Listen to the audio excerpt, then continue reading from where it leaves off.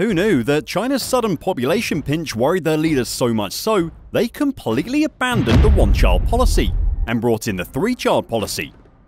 China's going through a major demographic meltdown as of right now, and while it sounds completely harmless, it's got major implications for the rest of the world. After all, an aging population, a demographic crisis, a contracting labor force, the inevitable need for harsher policy changes. Aren't those all the ingredients for a recipe built to change the very structure of the world order? Oh, exactly. It's rapidly turning into a very alarming situation. And if there's one thing to know, these demographic mysteries always have a tremendous global impact. So, without further ado, the tale of China's population puzzle is not one to be taken lightly. In many ways, one could say the Chinese leadership dug its own grave, and that's the reason why the Red Dragon's facing such a huge birth drought. After the tragedy of the Great Chinese Famine in 1958, the death of 15 to 55 million people left a huge hole in the heart of the people. And like every disaster, this too was followed by a population boom. With the birth rate climbing at such an alarming rate, the officials decided to preach about birth control and family planning. But the question is, did it work? Well, it did help a little bit, but it wasn't an enforced program. In the late 1970s, China's population was about to celebrate hitting the 1 billion mark. Deng Xiaoping, the then leader of the Red Dragon, decided to greenlight a public policy program. And that's the story of how the one-child policy was born. But of course, such a harsh policy had massive repercussions. For starters, what seemed simply about population growth turned into a much bigger issue. Slowly, the gender ratios started to tip in the favor of men, so much so that it's almost 104 men to 1 woman. Despite all the progress, China's nation still valued certain conventional principles, such as the preference of baby boys, because after all, how could a family expect a girl to handle things? So now, China has 30 million more men than women, who the Chinese call guanguan, or broken branches. Precisely, but that's not even half as dreary as the fact that abortion rates skyrocketed. Under the policy, they conducted around 336 million abortions. Specifically, abortions of female fetuses. China's little attempt at a demographic downturn was accompanied by a booming population of the elderly. During the consensus of 2020, they did some serious counting and found out that there are a whopping 264 million old people, a 17.8% of the entire population. The United Nations projects that there will be 366 million older Chinese adults by 2050, which is substantially larger than the current total US population, i.e. 331 million people. So, how does that all tie into inevitably leading to a change in the world order? Eventually, China began to realize how the one-child policy was a mistake. By 2015, the officials knew that the statistics might start haunting them if they didn't start turning things around.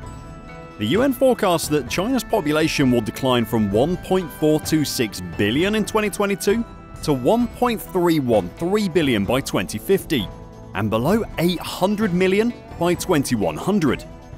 Of course, the low fertility rates and birth rates caused an inevitable chain reaction. Some other factors that resulted in this chaos included rising costs, urbanization, educational goals, and career aspirations.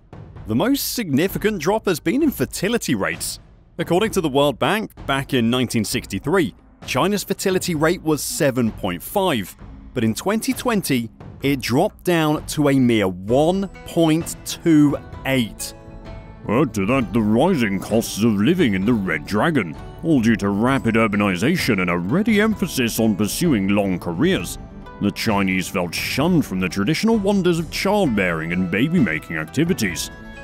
But wait, those are just the general consequences of this demographic crisis. Because the picture's actually bigger than this. Labor shortages, reduced manpower, shifting geopolitical alliances.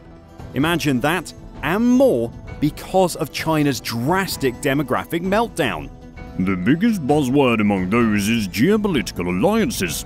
What could this mean for China? What does it mean for the rest of the world? Well, for one, if China's population keeps shrinking at this same rate, soon enough they won't have enough people to fill up their military.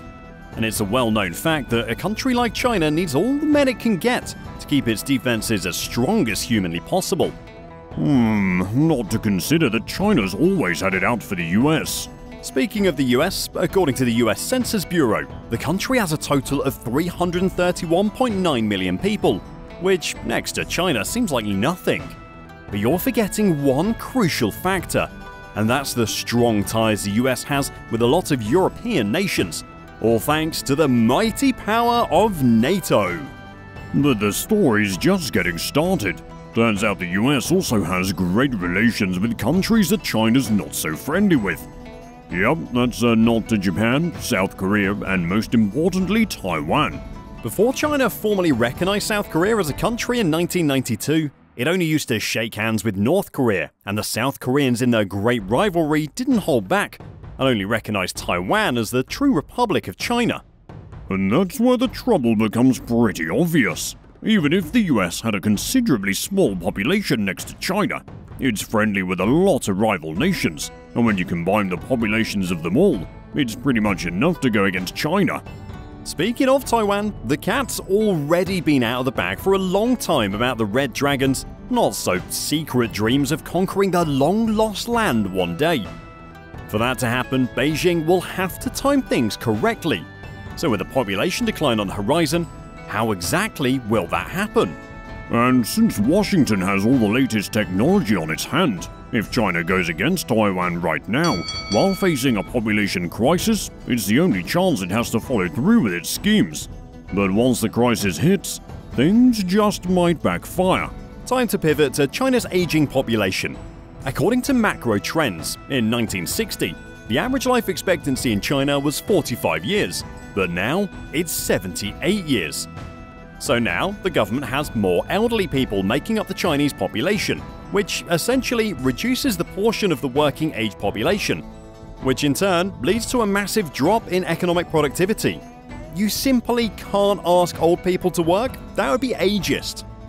Reel back a little. The most important thing about China's shrinking population is the labor shortages it's going to create. Yeah, it's gonna be like one big magic trick at Chinese factories. One day they're filled with workers and the next, all gone. Abracadabra. And once the factories are empty, it's gonna be a roller coaster ride. They'll have to find a way to fill up all those production quotas. So, they're going to start raising prices faster than a hot air balloon. Won't that impact global supply chains? When China sneezes, the entire world catches a cold. With the labor shortage, there's gonna be a domino effect on supply chains worldwide. It's going to be as if a Chinese restaurant ran out of chefs. But that would mean no chefs. No yummy dishes. If all the skilled chefs disappeared, won't there be a shortage of scrumptious dumplings? Yeah, but on a serious note, consider this. For years, China has been the superhero everyone's turned to when it comes to low-cost labor. That's the only reason foreign companies invested in Chinese factories, to get their work done. Poor China, slowly losing its strength as a superhero. Fewer workers also means the manufacturing costs will soar. But while that's bad news for China, it could be a golden opportunity for other countries to swoop in and save the day. Countries like Mexico, Bangladesh, India, Sri Lanka and Vietnam wouldn't hesitate to seize this chance to outshine China. The Red Dragon could fill in the gaps in its factories by turning to novel and innovative techniques, because at the end of the day it's a modern world now. So it would very well be in China's best interests to invest in sustainable green technology and robotics if it wants to save face. On the other hand, even though things between China and Taiwan have been tricky, there's no reason for the Chinese government to not use the same policies as Taiwan. So they have another answer to this problem. The age-old rivalry between China and Taiwan, now turning into a tango of tricky policies and population plunges. Even though Taiwan's population ended a rapid decline in 2020, the country managed to avoid a labor crisis. The answer? Filling up the gap with foreign workers, just like how a vibrant circus adds more acts to its show. Another option to explore could be shifting some manufacturing industries to countries like Mexico, where labor is cheap.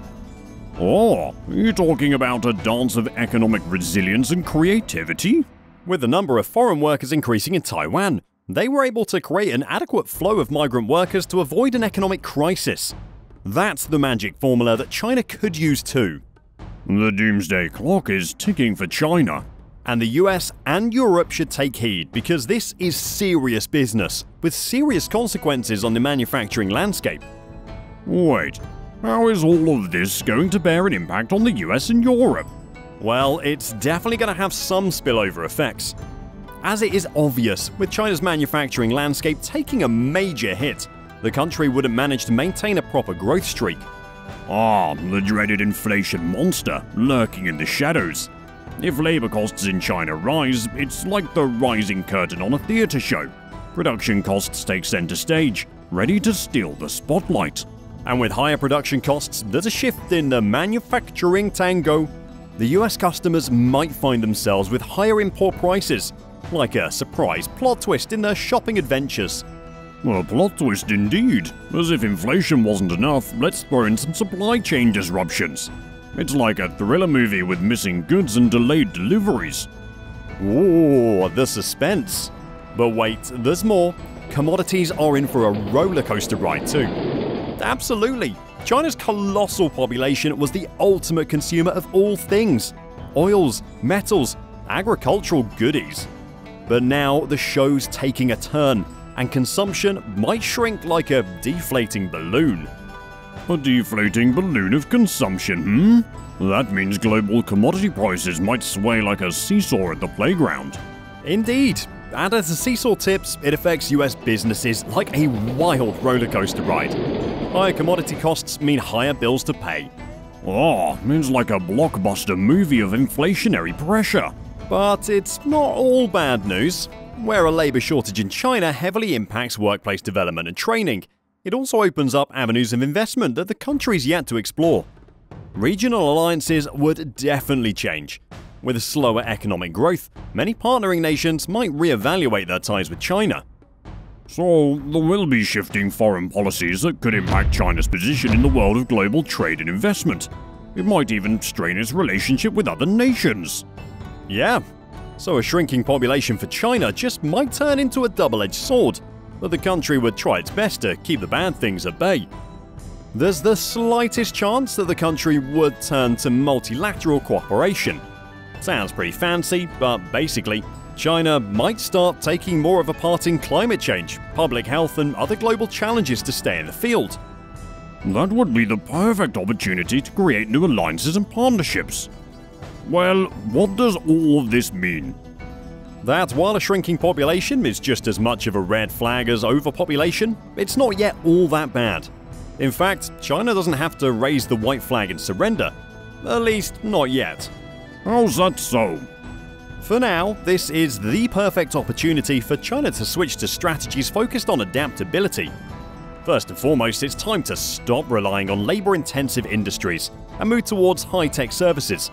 Companies can start switching to investments in automation and robotics to compensate for the labor shortages, as well as boost workplace efficiency and productivity. Plus, they'll have to strengthen their social welfare programs to support the elderly. That means better pensions and healthcare services. But China also needs to mitigate the effects of the shrinking population. History's shown the consequences of harsh policies like the one-child policies. A crisis can be diverted if they now focus on encouraging family planning. So this not-so-little fertility fizzle and demographic meltdown that China's going through, it's not just a phase. The fate of the entire world lies in China's hands.